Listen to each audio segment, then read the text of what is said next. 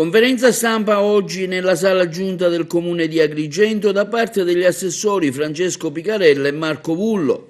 I due amministratori hanno spiegato ai giornalisti i particolari del regalo sospeso, ovvero un'iniziativa natalizia in favore dei bambini figli di famiglie meno abbienti.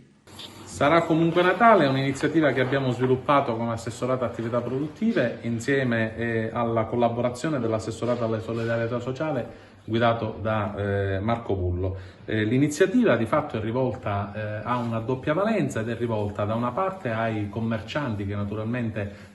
vogliono sviluppare i consumi e quindi la necessità di sviluppare consumi in un momento storico molto particolare come questo, quindi di grandi difficoltà anche per le aziende commerciali, e quindi i cittadini che vogliono recarsi nelle attività che hanno già dato disponibilità di vendita di giocattoli, librerie e cartolibrerie che espongono il manifesto possono acquistare un regalo da lasciare lì in dono ai bambini in difficoltà.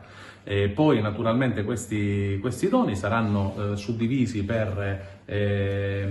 maschio o per femmine, anche per età, e le associazioni di volontariato in questo caso le ritireranno il giorno 20 proprio per consegnarle alle famiglie in difficoltà. Le attività commerciali che hanno già aderito all'iniziativa da lunedì saranno anche inserite sul sito web del Comune, ma comunque c'è la possibilità per quelli che ancora non lo hanno fatto e che vogliono comunque partecipare all'iniziativa scrivere alla casella mail dell'assessorato attività produttive posta.suap@comune.agrigento.it per essere inseriti in questa attività. L'iniziativa è assolutamente benefica e quindi invitiamo, oltretutto